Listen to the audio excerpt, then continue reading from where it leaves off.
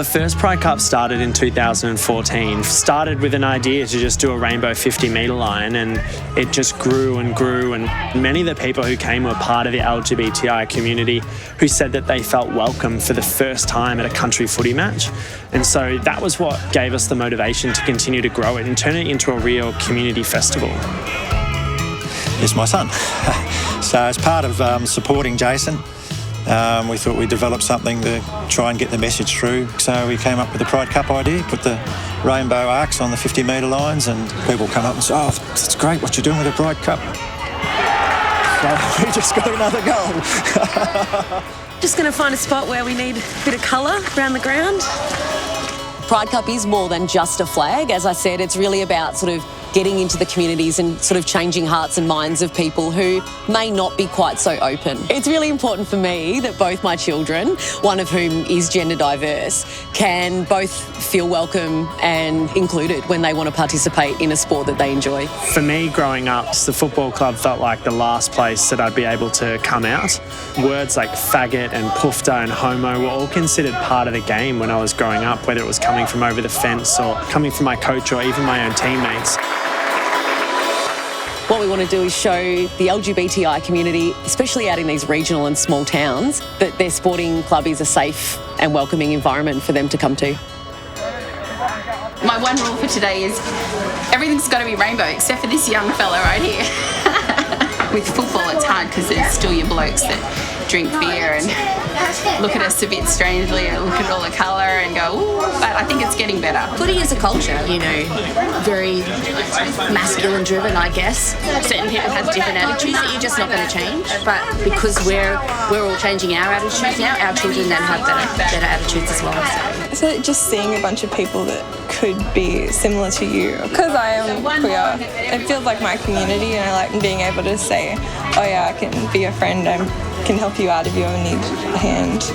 Traditionally, there has been a lot of homophobia or transphobia in those environments.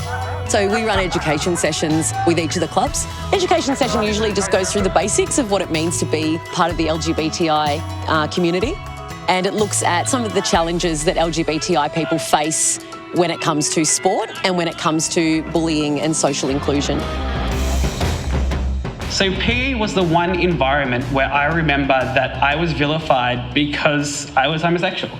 I remember hearing things on the field at the local sports ground from not just students but also PE teachers. I remember it cut me down so bad that I kind of stopped playing sport altogether.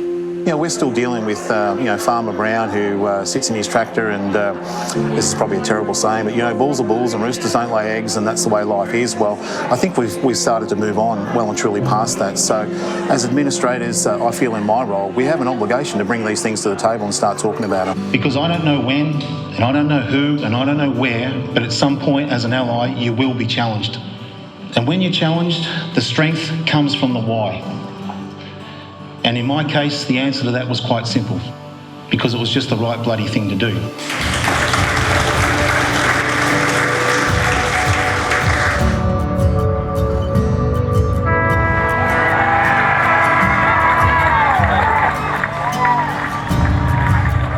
Because they don't feel comfortable and they feel threatened, they just don't come.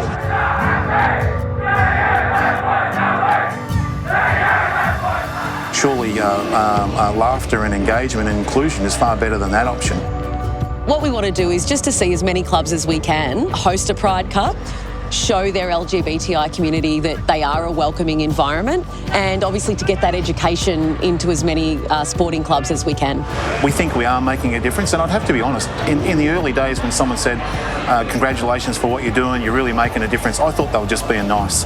But 3 years down the road, we know that we've impacted families, we know that kids are looking, we know that what we're doing makes a difference. We had a parent come up to us and say, oh, my 16-year-old son has just told us he's gay, and mother's devastated and is just about to throw him out of the house. But we know your club is sort of doing something in that area. Can you help? If the kid doesn't feel comfortable in coming out to his parents, he's going to really struggle. If the son stayed at home and they understand, and it all worked out really well. If you've got a personal story, it helps a lot to communicate. People can relate to it. And, you know, Jason, who played football here at Yarra Glen, he played through juniors here.